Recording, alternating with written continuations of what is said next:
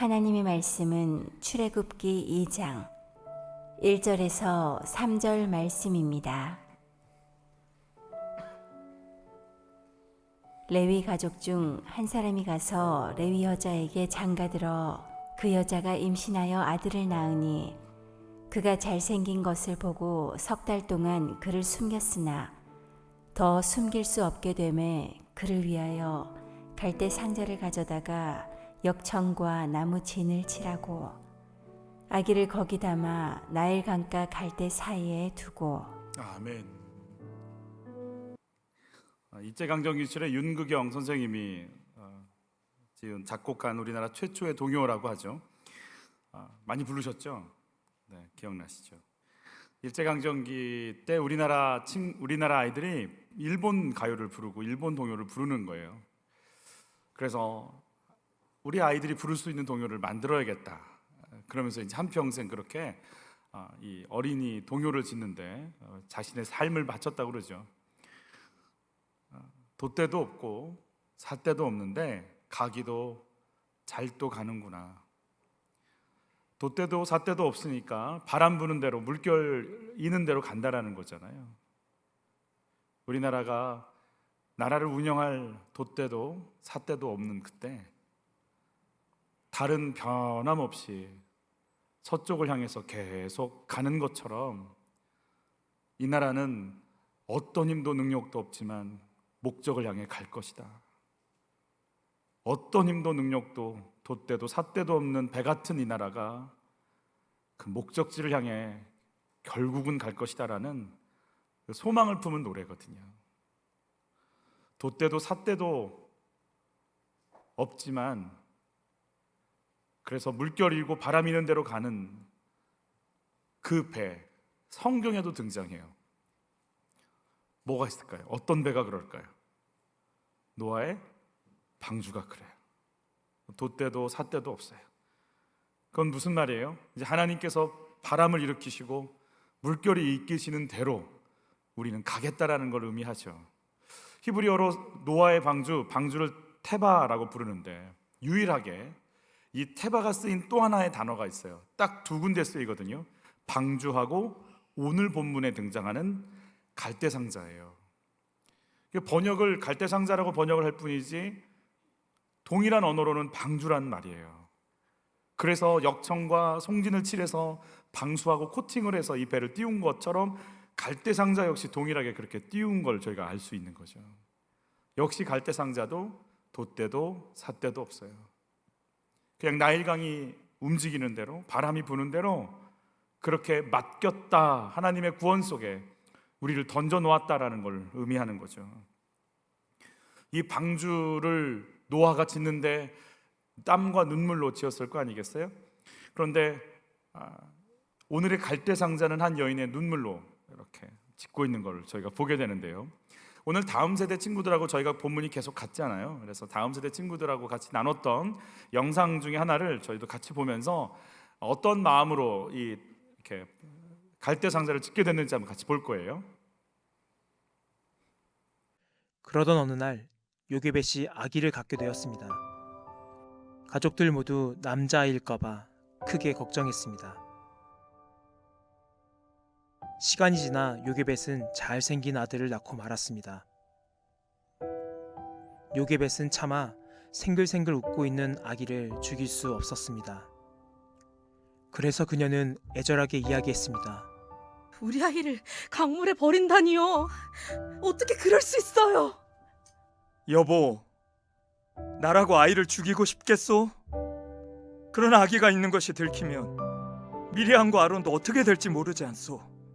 저는 우리 아이 절대 포기할 수 없어요. 얼마 전 건너편에 사는 사람도 예쁜 아기를 나일강에 던졌지 않소? 우리도 이제 아기를 버려야만 하오. 안 돼요. 차라리 내가 죽으면 죽었지. 저는 우리 아이 절대 나일강에 던질 수 없어요. 그 후에도 요게벳은 가슴을 졸이며 몰래 아기를 키웠습니다. 아기가 칭얼대거나 울면 들킬 것 같아 숨소리도 내지 못했습니다. 온 가족이 조마조마한 적이 한두 번이 아니었습니다. 울면 안 그렇게 한 달 가고 두 달이 가고 석 달이 되었습니다. 아기는 울음소리도 커지고 목소리도 우렁찼습니다. 이제는 도저히 아기를 숨길 수 없는 상황이 찾아왔습니다. 아가, 제발 울지 말아줘. 아가.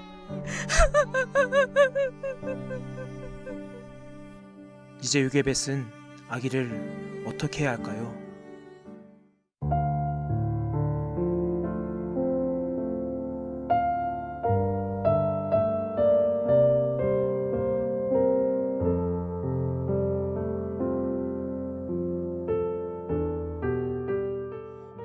온갖 위험을 무릅쓰고 석 달을 숨겼지만 이제는 아기가 너무 커서 더 이상 숨길 수 없게 되었습니다.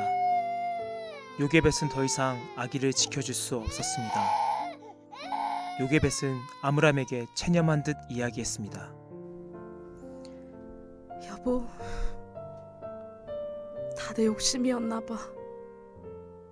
이러다 들키면 아기뿐 아니라 우리 미리암, 아론, 다른 히브리 이웃들까지 위험해질 거예요. 이젠 당신의 뜻에 따를게요. 아므람은 요게벳의 등을 두드리면서 위로해 주었습니다. 여보, 나도 마음이 이렇게 찢어질 듯이 아픈데 당신은 얼마나 더 마음이 아프겠어. 그러나 이제는 더 이상 버틸 수가 없어. 당신도 나도 할 만큼 했어. 이제 그만 우리 아기를 나일강에 놓아줍시다.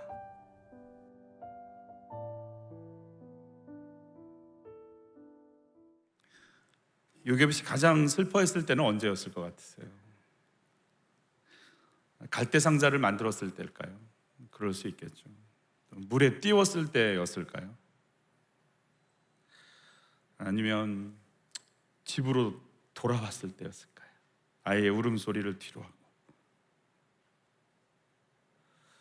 그럼 바로의 명령 속에서 남자 아이들이 나일강에 빠져 죽는 걸 계속 봤어요.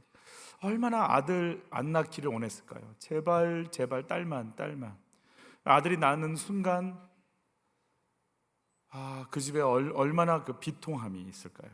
마치 산모가 다른 이렇게 아이에게 아이가 좀 그러면 산모에게 보여주지 않으려고 하는 것처럼 사내 아이라는 말을 하기가 너무 힘들었을 것 같아요. 석 달 동안 키웠어요. 석 달, 100일이 된 거죠. 아이가 이제 목소리도 커지고 울음소리도 커졌어요.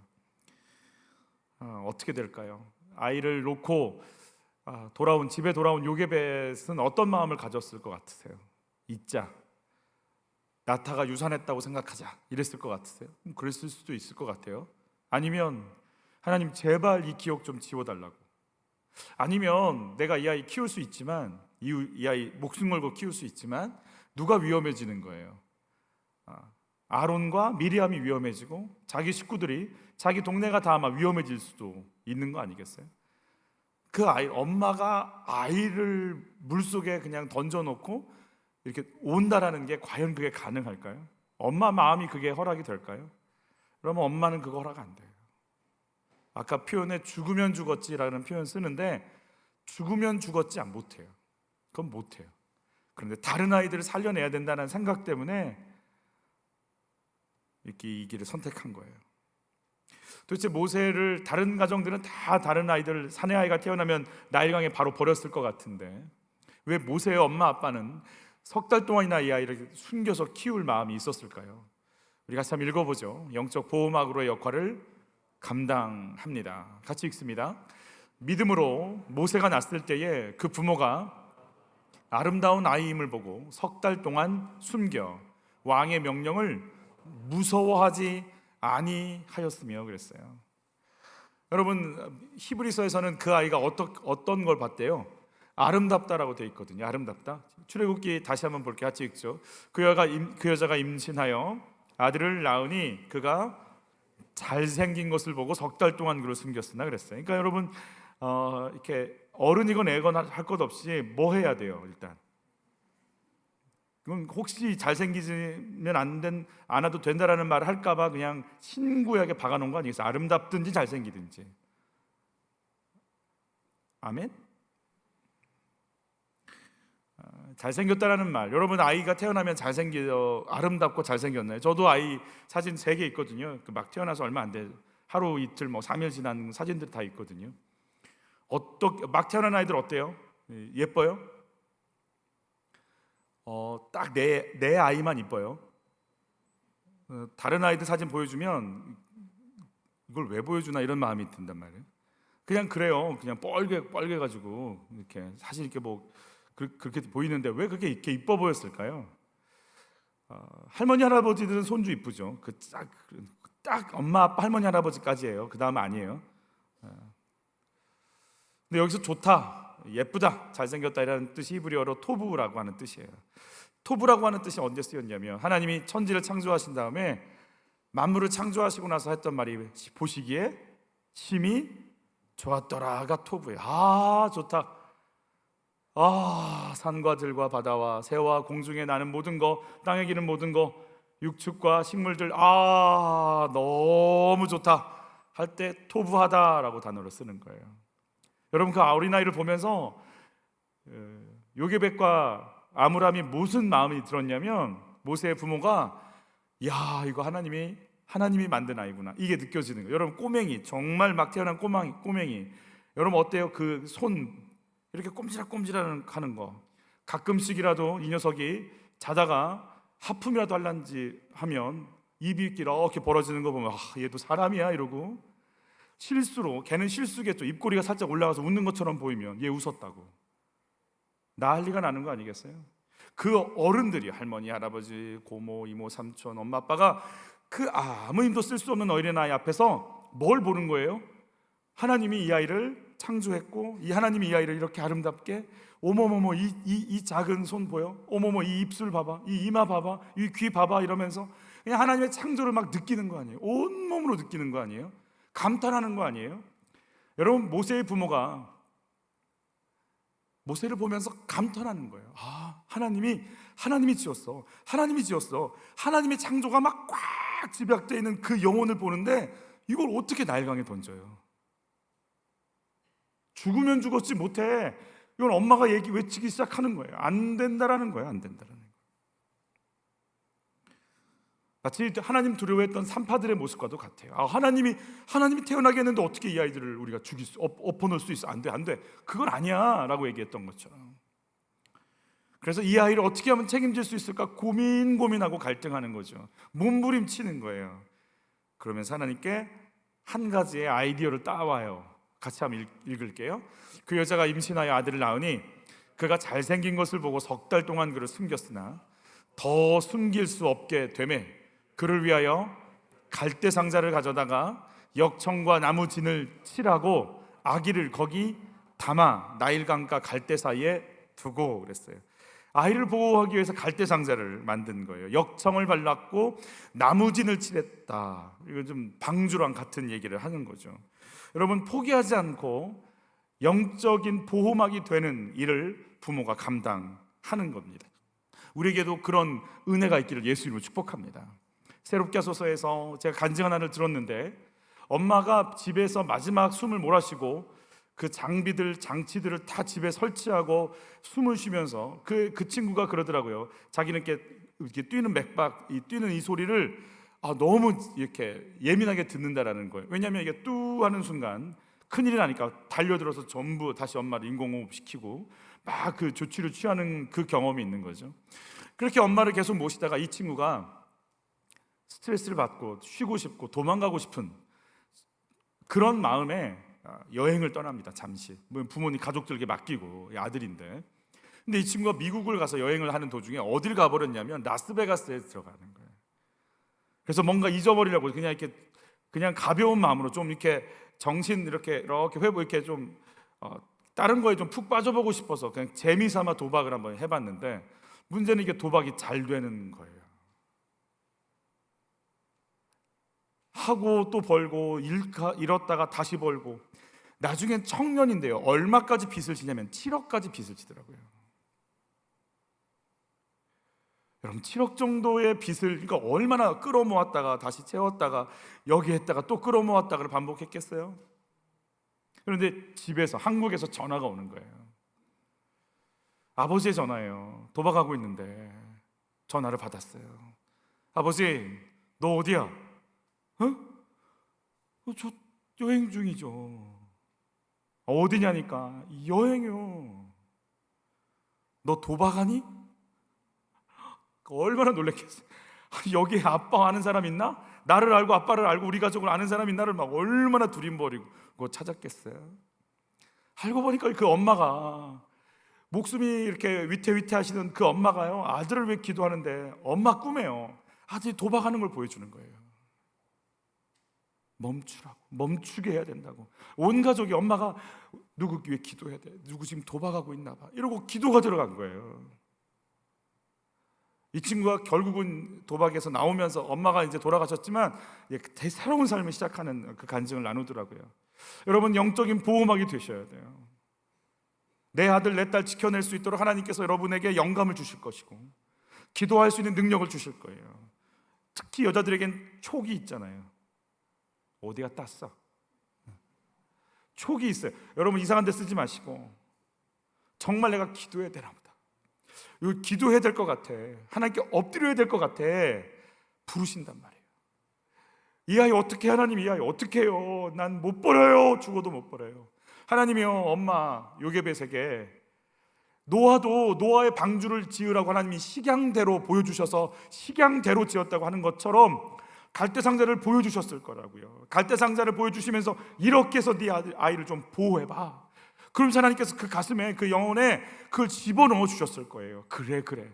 갈대상자는 파피루스예요. 그 파피루스 거기 찧어가지고 글씨 썼던 것처럼 항상 널려있는 그 갈대를 잘라다가 엮어서 방주 이 상자를 만들고 물이 당연히 들어갈 수밖에 없겠죠. 그러니까 역청, 타르라고 그러죠. 우리 아스팔트 만들 때 시커먼 찐덕찐덕한 거예요. 그걸 바르고 나무진을 다시 코팅해서 다시는 물이 들어가지 않도록 보호해 놓는 망을 만든 거죠. 끝까지 물으셔야 돼요. 저는 특별히 청년 공동체들에게 축복해요. 여러분들이 리포트를 쓰고 논문을 쓰고 또 직장에서 상사가 회사에서 해나가야 되고 영업을 해나가야 되는 그 모든 시간들 속에 하나님, 그럼 제가 이걸 어떻게 풀어나가야 되는 건가요? 라고 물을 때 주님 여러분들에게 지혜 주시기를 바라요. 보여주시기를 바라요. 정말 생각지 못한 것들이 기억나고 생각나서 터트려지시는 은혜가 있기를 바라는 거죠. 이 상황에서 그걸 만들으라는 마음을, 감동을 하나님께서 요게벳에게 주시는 겁니다. 한 사람을 소개합니다. 저는 이 사람 되게 좋아합니다. 남북전쟁 때 태어난 분이고 아기 때 아빠를 잃었고 엄마는 노예 사냥꾼들에게 잡혀간 사람이에요.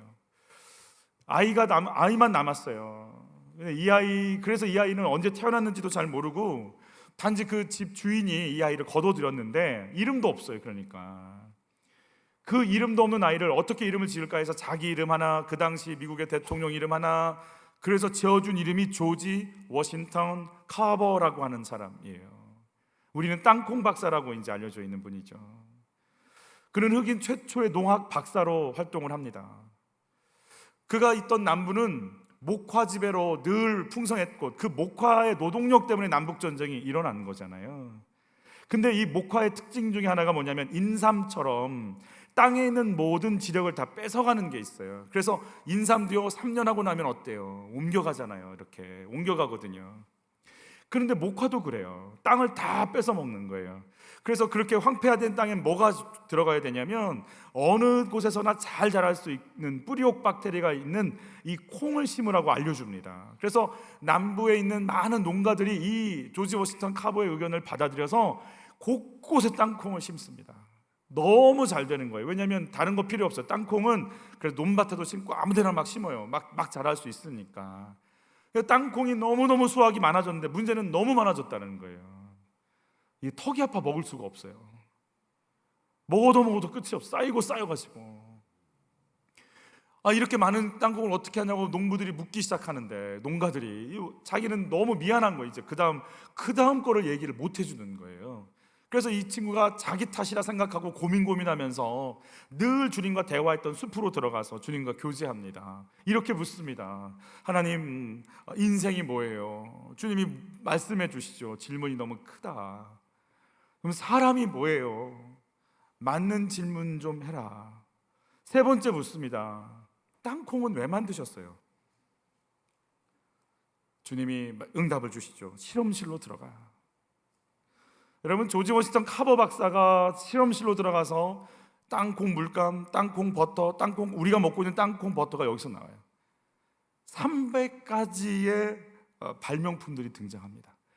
쌓여져 있는 땅콩을 가지고 300가지의 제품을 만들 수 있으니 미국 남부가요 살아납니다.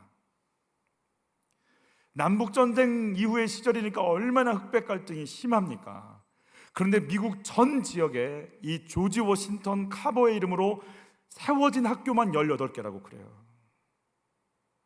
엄청난 영향력을 주는 거죠. 저는 정말 묻고 물을 수 있는 은혜가 있기를 축복해요. 답답하고 어찌할 바 모르는 상황이라면 이제 주님께 좀 물으셔야 되는 거예요. 하나님께서 열어주실 겁니다. 우리 하나님이 갖고 계신 그 지혜와 영감들을 여러분에게 쏟아부어 주시기를 여러분 예수 이름으로 축복합니다. 뻔한 인생으로 살지 마세요. 이렇고 이러니 이럴 거야. 뻔한 인생 말고 그 속에서 그분이 주시는 지혜, 그분이 주시는 영감, 그분이 여시는 사람들 누리시는 은혜가 있기를 바라는 거죠. 내가 포기하고 할 수 없다고 여겨지는 문제는 뭐가 있을까요? 내 한계를 느낀 부분이 내가 아닌 하나님이 일하시는 자리임이 인정이 되시나요? 큰 도움도 되지 않을 것 같은 갈대 상자도 만들 수 있는 순종과 살려내고자 하는 결단이 우리 속에는 있을까요? 여러분, 그런 은혜가 있기를 여러분 예수 이름으로 축복해요. 2번 같이 읽어볼까요? 내가 아니라 하나님께서 살리심을 믿어야 합니다. 요게벳이 최선을 다해서 갈대상자를 짓죠. 그리고 여러분, 갈대상자가 안전할까요? 그냥 겉보기에 지금 말하기는 갈대상자 안전할 것 같지만 갈대상자 안에 아이가 있으면 물이 일단 안 들어와서 지금은 살 수 있지만 그럼 배는 안 고픈가요?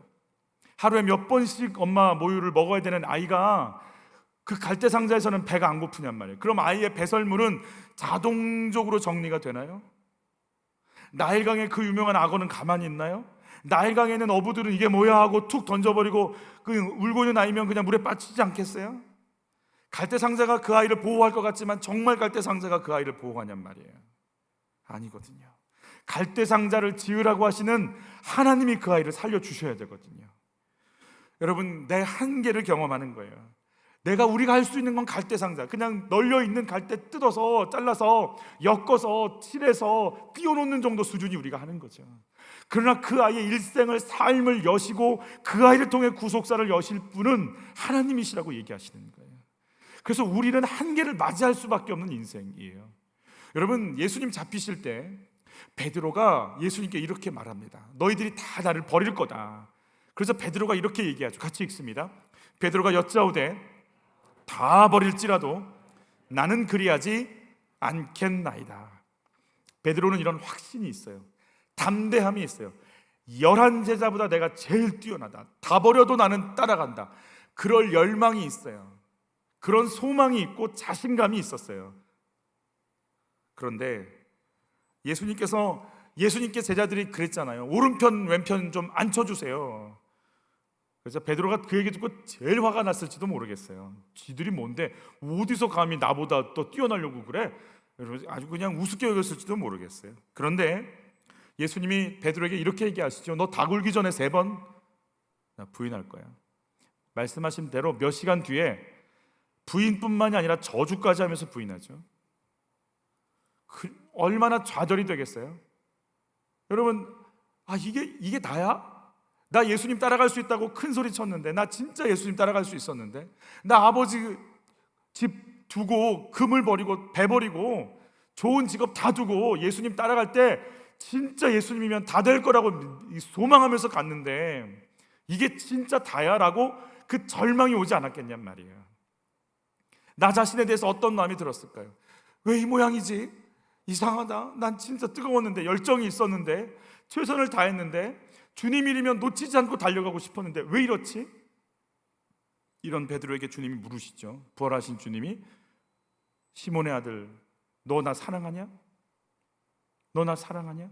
뭐라고 대답해야 돼요? 뭐라고 대답해야 돼요? 예전 같았으면 당연하죠.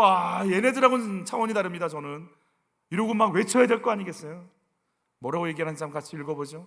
세 번째 이르시되 요한의 아들 시몬아 내가 나를 사랑하느냐 하시니 주께서 세 번째 내가 나를 사랑하느냐 하심으로 베드로가 근심하여 이르되 주님 모든 것을 아시오매 내가 주님을 사랑하는 줄을 주님께서 아시나이다. 모르겠다는 얘기예요. 내가 주님 정말 사랑합니다 막 이렇게 외치지 않습니다. 내가 주님 사랑하는 거 왜 자기가 몰라요? 내가 사랑하고 안 사랑하고 자기가 제일 잘 알죠. 근데 뭐라고 그래요? 주님이 아세요. 예수님 저 모르겠어요. 예수님 사랑하는데요 결정적인 순간 가니까요 제가 저주하고 있더라고요. 모른다고 부인하고 있더라고요. 내가 결정적인 순간에 가서 나는 내 아내만 사랑하고 나는 내 남편만 사랑하고 내 아들한테는 내 딸한테는 정말 잘해줄 거라고 생각했는데요 제가 이런 식으로 무너질 줄 몰랐어요. 나도 결혼하면 따뜻한 남자가 되고 따뜻한 여자가 될 줄 알았거든요. 똑같더라고요. 나는 내 아이를 키우면 정말 사랑으로 사랑하고 품을 줄 알았는데 귀찮아하고 멀리하고 내 맘대로 하는 나를 잘 모르겠어요. 그게 나인가 봐요. 너 좋은 부모냐? 모르겠어요. 넌 좋은 자녀냐? 모르겠어요. 내가 정말 임용시험 합격해서 이 자리에 앉으면 이 자리에 서면 최선을 다하는 교사가 될 줄 알았는데 말 안 듣고 엉망인 아이들은 정말 귀찮고 왜 저런 애가 여기 왔는지 모르겠고 목사로 기름 부음 받으면 내가 그런 사역할 줄 알고 하나님의 인도를 받을 줄 알고 정말 하나님의 인도 속에서 최선을 다해 사역할 줄 아는데 이렇게 속물이 되어가는 나는 모르겠어요. 모르겠어요. 나도 모르겠어요. 주님이 아시죠. 마음은 있지만 행함이 없는 나를 어떻게 해야 될지 모르겠어요. 베드로는 알아요. 열망이 있고 열정이 있고 경험이 있고 스펙이 있어도 안 된다는 거 알아요. 주의 은혜가 아니면 안 되는 걸 안단 말이에요. 안 되더라니까요. 인정받기 좋아하고 영광받기 좋아하고 앞장서기 좋아하는 베드로가 성전 미문에 앉아있는 안전뱅이를 일으키잖아요. 사람들이 그걸 보고 몰려듭니다. 그때 베드로가 뭐라고 한 줄 아세요? 같이 읽을까요? 베드로가 이것을 보고 백성에게 말하되 이스라엘 사람들아 이 일을 왜 놀랍게 여기느냐 우리 개인의 권능과 경건으로 이 사람을 걷게 한 것처럼 왜 우리를 주목하느냐. 주목받기 너무 좋아했던 그 한 사람. 다 버려도 나는 안 버립니다. 나를 딱 위에 올려놓고 싶었던 그 한 사람. 그가 입을 여는데요 저 주목하지 마세요. 저 주목하지 마세요. 그리고 나를 통해 일하시는 하나님 주목하세요. 나에게 선한 것 없어요. 주님 드러나시기를 원해요. 여러분 이 마인드가 아니면 사역할 수 없습니다. 인정 왜 안 해주나, 왜 나를 높여주지 않나, 나를 왜 챙겨주지 않나, 오직 주목받기 좋아해서. 그리고 주목받기 좋아하는 사람은 주목을 합니다. 멋있는 사람, 예쁜 사람, 괜찮은 사람, 돈 많은 사람. 그래서 사람 냄새밖에 안 납니다. 예수 향기 나지 않습니다. 치사하고 더럽다는 얘기가 교회 사역하면서 곳곳에서 나오게 되어 있는 거예요. 여기도 똑같구나가 나오는 거예요. 돈이구나, 외모구나. 사람에게 주목하니까. 베드로가 외치고 싶은 말 같이 읽을까요? 그 이름을 믿음으로 그 이름이 너희가 보고하는 이 사람을 성하게 하였나니 예수로 말미암아 난 믿음이 너희 모든 사람 앞에서 이같이 완전히 낫게 하였느니라. 예수의 이름이 했어. 나 주목하지 마. 예수의 이름이 했어. 베드로는 아는 거예요. 내 능력이 아닌 거예요. 내 안에 계신 예수 이름이 했다라는 거예요. 여러분 이게 열리시기를 축복하는 거예요. 한계를 고백할 줄 아는 사람, 내 열심과 최선을 다하면 되는 게 아닌 걸 아는 사람, 내가 열심과 최선을 다해서 그 자리에 있지만 결국 하는 건 주님인 걸 아는 사람, 설교했다고 바뀌든가요, 설교 속에 주님이 역사를 하셔야지. 찬양했다고 스펙이 좋고 음향이 빵빵하면 찬양이든가 그 말이에요. 성령께서 만지시지 않으면 그게 무슨 찬양이 되냔 말이에요. 내가 뭔가를 하지만 그걸로 됐다고 생각 안 해요. 여러분, 이 마음이 우리 안에 정리되지 않으면 사역하면서 상처받고 사역하면서 넘어지게끔 돼 있어요. 결국엔 사람에게 집중하니까. 사람 아닌 거예요. 내 안에 계신 예수 이름인 거예요.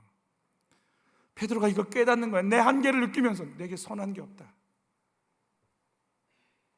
내게 선한 것이 없다.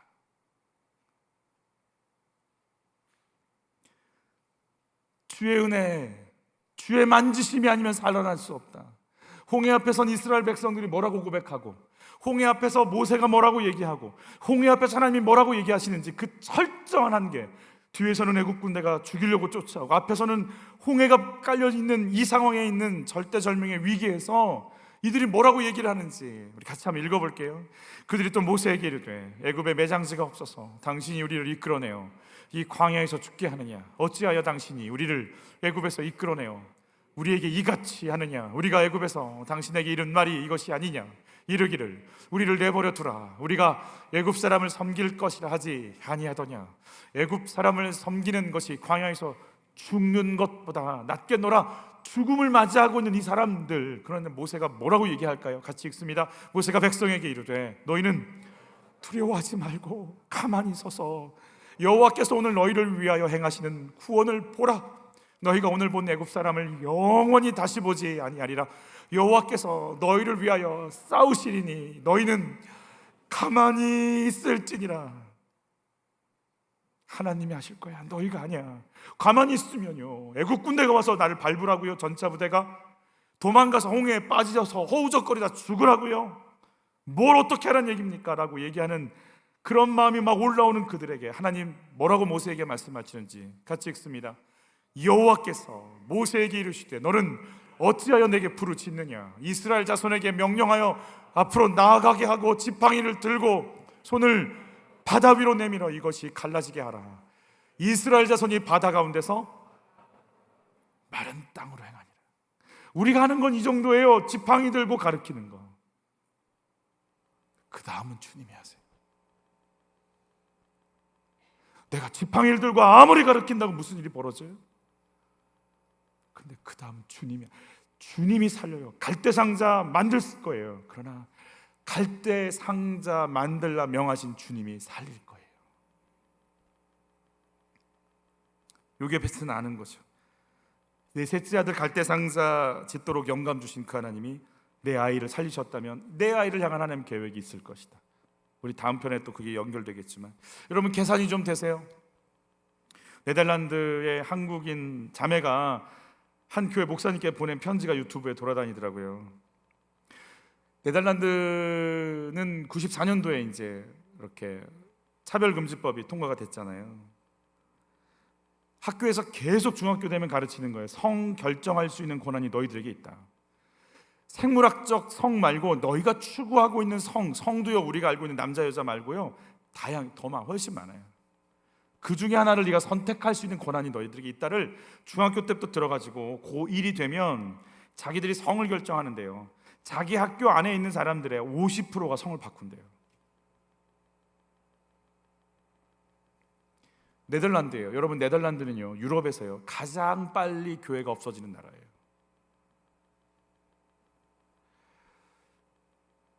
물어볼게요. 여러분, 아이들을 키우면 이렇게 되면 잘 클 거라는 계산이 되세요? 80년대는 됐어요. 그때는 이 대학 나오면 이 직장 가고 이 직장 들어가면 잘 살 거라는 계산이라는 게 됐다고요. 중고등학교 아이들에게 꿈이 뭐냐고 물어보면 안 돼요.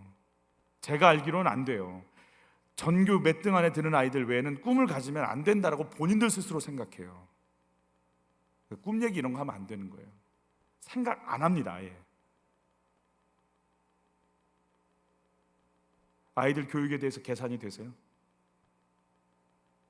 우크라이나가 러시아 쪽으로 기울고 있대요. 지금 전운이 이렇게 전세가. 그 다음 계산이 되세요? 이산화탄소 배출이 정리되지 않으면 바닷물이 60cm까지 올라가는데요. 나라들이 잠길 거래요. 그거 아세요? 기름값이 올라가서 배들이 다 정박하고 바로 나가지 않는데요. 계산이 되세요? 더 큰 기후변화의 그 무서움, 가뭄, 추위, 더위가 더 극렬한, 더 큰 산불이 더 극렬하게 올 거래요. 계산이 되세요? 어느 것 하나 계산이 안 돼요. 뭘 어떻게 해야 될지 몰라요. 어느 것 하나 나의 한계를 맞아들이고 있는 이 상황에 하나님의 사람들이, 요게벳들이 엎드려서 그 갈대 상자를 만들라고 하시는 하나님의 사인을 좀 곳곳에서 받아서 이 세상이, 이 나라가 갈 방향들을 찾는 은혜가 있기를 바라는 거예요. 사단은 이스라엘 하나님의 백성을 멸절시키려고 파라오를 격동시켰어요. 그러나 그 속에서 하나님 경외하고 생명이신 하나님의 창조의 역사를 느끼고 있는 이 두 사람이 모세를 살려내요. 모세가 80년 후에 이 나라를 이끌 리더십이 될 거라고 생각해서 한 거 아니에요.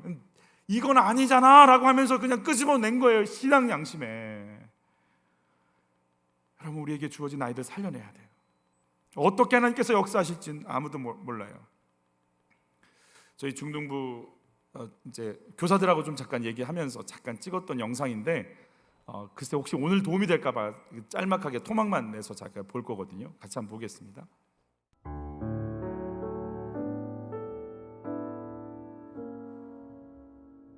자신의 삶을 선생님께서 먼저 고백을 하고 아이들이 눈이 동그래지고 놀래고 자기들도 돌아가면서 얘기를 하는데 어떻게 요즘 중학생 애들 무섭다고 하는데 중2 애들이 저런 말을 할 수가 있지? 자기가 엄마한테 욕했던 거, 뭐 친구한테 왕따를 시킨 거, 이런 걸 고백을 해요. 이제 첫 주일은 그렇게 지나가서 되게 새롭다, 이거 예배 되게 새롭다, 애들이 이렇게 예배를 나누네. 나는 중2 애들이 무서워서 조금 겁이 났는데 애들이 이렇게 나누고 또 그걸 일주일 동안 실천하자고 해요, 선생님이. 그러면은 왕따 당한 학생이 있으면, 친구가 있으면 그 친구한테 가서 이제 손을 내밀어 줄 수 있는 그런 기적이 일어나고, 다음 주일에 또 고백하고, 그리고 다음 주일은 또 다른 반에 들어가게 됐어요. 다른 반에 들어갔는데 선생님께서 하나님을 만난 얘기를 하시는데 정말 제가 너무 창피하게도 엄청 많이 울었어요. 왜냐면 선생님이 간증을 하시더라고요. 간증을 하니까 애들이 선생님이랑 이게 소통이 돼요. 그러니까 소통이 되니까 이 선생님이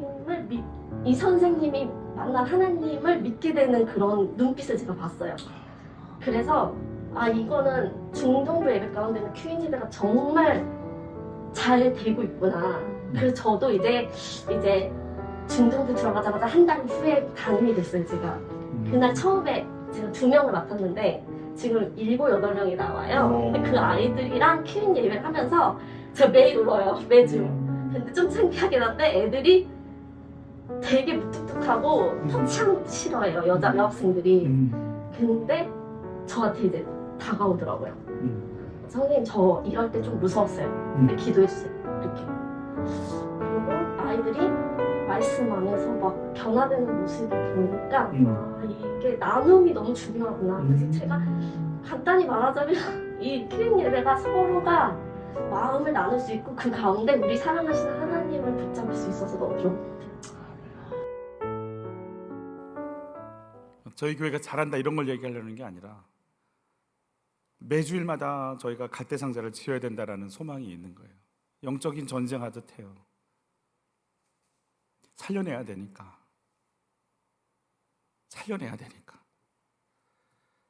하나하나 주님께서 열어주신 은혜가 있기를 바라는 거죠. 우리 여름 사역 시작해야 되거든요. 행사가 아니고 세상 속에서 아이들 건져내야 되니까. 외모가 그 정도인데 죽어버려라. 성적이 그 정도면 너는 아무것도 아니다. 사람을 사람으로 보지 않는 이 흐름이 온 세상을 덮어버렸어요. 그 속에서 건져내야 되는 거예요. 아니야, 네가 하나님의 창조물 맞아. 아니야, 네가 하나님의 사람 맞아.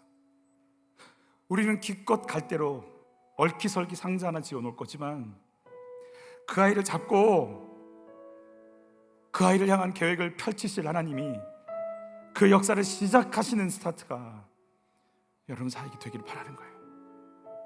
매주 영적인 전쟁을 하면서 우리는 이 길을 가야 돼요. 매주 살려내야 돼요. 매주 우리 한계를 맛보면서 우리가 고작 하는 건 그냥 여기서 제가 이렇게 외치는 정도 수준이겠죠. 외친다고 바뀌든가요? 성령께서 일을 하셔야겠죠. 우리가 찬양한다고 바뀌냔 말이에요. 성령께서 만지셔야 되겠죠. 큐티한다고 바뀌든가요? 큐티의 말씀이 살아서 우리를 뒤집으면 우리가 바뀌는 거 아니에요? 우리는 그렇게 갈대상자를 만들 거예요. 그러나 성령께서 그 엄청난 능력과 권능으로 하나님의 역사를 여실 걸 소망하는 거예요. 한빛 공동체가 그 갈대상자를 만들기 원하고, 3부 예배가, 청년 공동체가 그 길을 가기를 축복해요. 내가 포기하지 않고 하나님께 나의 가정, 일터, 자녀를 맡기기 위해 할 수 있는 게 뭐예요? 내 한계 속에서 주님의 역사를 경험하신 사건은 뭡니까? 주님 지금 나를 보시면서 어떤 믿음을 요구하고 계신 것 같으세요? 뭘 하라고 말씀하시는 것 같으세요? 우리 같이 찬양할까요? 세상을 살아가는 동안에 나의 힘을 의지할 수 없으니, 나의 힘을 의지할 수 없으니 기도하고 낙심하지 말 것을 주께서 찬송하니 되시리라. 하나님의 뜻이 나의 비전이 되고 예수님의 성품이 나의 인격이 되고 성령님의 권능이 나의 능력이 되길 원하고 바라고 기도합니다. 길을 걸어가는 동안에, 주의 길을 걸어가는 동안에 세상에 넌 의지할 수 없으니 사고 낙심하지 말 것은 주께서 참 기쁨이 되시리라. 하나님의 뜻이 나의 비전이 되고 예수님의 성품이 나의 인격이 되고 성령님의 권능이 나의 능력이 되길 원하고 바라고 기도하나님의 꿈이 나의 비전이 되고 예수님의 성품이 나의 인격이 되고 성령님의 권능이 나의 능력이 되길 원하고 바라고 기도합니다. 원하고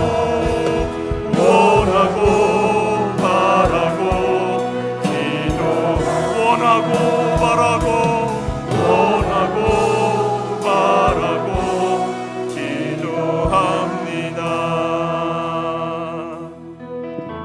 하나님의 꿈이 내 꿈이 되려면, 하나님의 비전이 나의 비전 되려면, 내가 갖고 있는 내 비전, 내 꿈이요, 내가 내 꿈을 투자하면 안 되겠구나가 와야 돼요. 내 꿈을 잡으면 안 되겠구나, 하나님 비전을 내가 잡아야겠구나라고 하는 게 와야 돼요. 내 성품 따라가면 나오는 게 이거구나, 거짓이구나, 교만이구나, 음란이구나, 패역함이구나, 교만이구나, 혈기구나, 좌절이구나, 낙심이구나, 이걸 깨달으면, 비교구나, 사람 외모로 보는 거구나, 이걸 깨달으면 예수님 성품이 내 것 되길 바라는 거예요. 내 거에 투자하면 큰일 나겠구나, 내 꿈 따라가면 안 되겠구나, 내 성격 따라가면 사람 죽이겠구나,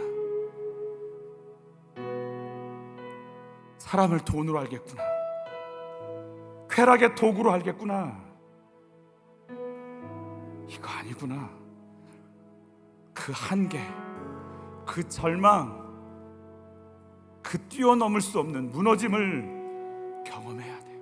그러면 내 꿈이 아니고 하나님 비전 살고 싶어요. 내 성격대로 말고 예수님 인격 따라 살고 싶어요. 이 고백이 오는 거예요. 이스라엘은 애굽에서 잘 편안히 살 사람들 아니에요. 약속의 땅 가나안 들어가야 될 사람들이에요. 그런데 고생이 좋아. 풀도 있고 목축도 하기 좋아. 나일강의 풍성함도 있고 최신 문물도 있고 좋아. 그래서 이들은 약속의 땅 갈 마음 없어요. 그런데 고센 땅에서 고생하니까 못 견디겠으니까, 아이들이 죽어나가니까 여기 있으면 안 되겠네. 그 목이 찬 절망이 오니까 출애굽하는 거예요. 우리에게 있는 절망이 죽을 일이 아니고 하나님의 길을 가는 꿈이 열리는 시간이 되는 거예요. 주님, 이제 내 거 따라가면 저 큰일 날 것 같아요. 예수 따라갈게요. 예수 따라갈게요. 예수 따라갈게요. 예전에 교회 왔다 갔다 해서 그냥 겉으로 따라다녔는데 그거 말고 예수 안 따라가니까 내가 세상 친구들하고 다른 게 없대요. 미워하고 저주하고 똑같던데요. 주님, 저 좀 살려주세요. 나 좀 예수 따라가게 좀 해주세요. 나 예수 좀 따라가게 좀 해주세요. 주여, 나의 절망이 예수 만나는 기회가 되게 하옵소서. 주님, 내 실체 알게 하여 주옵소서. 당신께서 만들라고 하시는 갈대 상자 만들 수 있도록 하나님, 나를 좀 깨워주십시오. 살려주십시오. 살려내는 인생 되게 하여 주옵소서. 우리 주여 한번 외치고 기도로 나갑니다. 주여, 말씀하소서. 말씀하소서. 주님, 말씀하소서. 말씀하소서. 말씀하소서. 말씀하소서. 나에게 말씀하소서. 너에게 말씀하소서. 한계가 찼나이다. 숨이 막힐 것 같습니다. 뻔한 인생, 그렇게 살 수 없습니다. 그렇게 죽어갈 수 없습니다. 그렇게 살려고 이 땅에 살 수 없습니다. 그렇게 죽어가고 억눌리고 비교하고 무너지고 파괴하고 파괴시키는 나 그 삶을 살 수는 없습니다. 하나님, 살려주십시오. 깨어있게 하십시오. 우리 좀 깨어있게 해주십시오. 갈대 상자 만들 힘을 주십시오. 하나님의 꿈이 너의 비전이 되고 예수님의 성품이 너의 인격이 되고 성령님의 권능이 너의 능력이 되길. 아멘. 원하고 바라고 이 하나님의 꿈이 나의 비전이 될 것입니다. 하나님의 꿈이 나의 비전이 되고, 아멘. 예수님의 성품이 나의 인격이 되고, 아멘. 님의 권능이 나의 능력이 되길 원하고 바라고 기도합니다.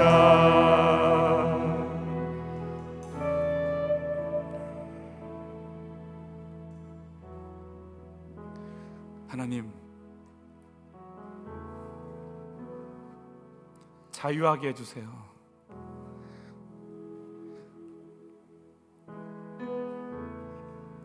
두려움 다 거두어 가주세요.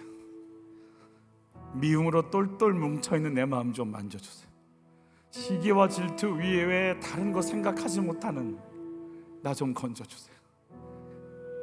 분노 속에서 하고 싶지 않아도 분노가, 멈출 수 없는 분노가 내 속에서 꾸역꾸역 나를 집어삼키는 내 인생 좀 막아주세요. 절망이, 부끄러움이, 상처가, 아픔이, 두려움이, 낙심이 쪄들어 있는 나, 그 돌멩이 다 걷어제치고 빛 가운데로 가게 도와주세요. 돛대도 삿대도 없지만 당신의 영광을 선포할 한 사람, 아무 힘도 없는 그 아이, 아무 능력도 없는 그 아이, 포기가 아닌 당신께 맡겨드릴 때 하나님 일하시는 걸 믿어요. 저희가 당신을 잃어버리고 살았어요. 돈이면 되는 줄 알았어요. 외모면 되는 줄 알았어요. 명예면 되는 줄 알았어요. 그게 아닌 걸 알게 하셔서 감사해요. 목이 차서 살 수가 없게 돼서 감사해요. 당신이 아니면 아닌 것임을 알게 해주셔서 감사해요. 오 주님, 한계를 맞이하고 맞이했어요.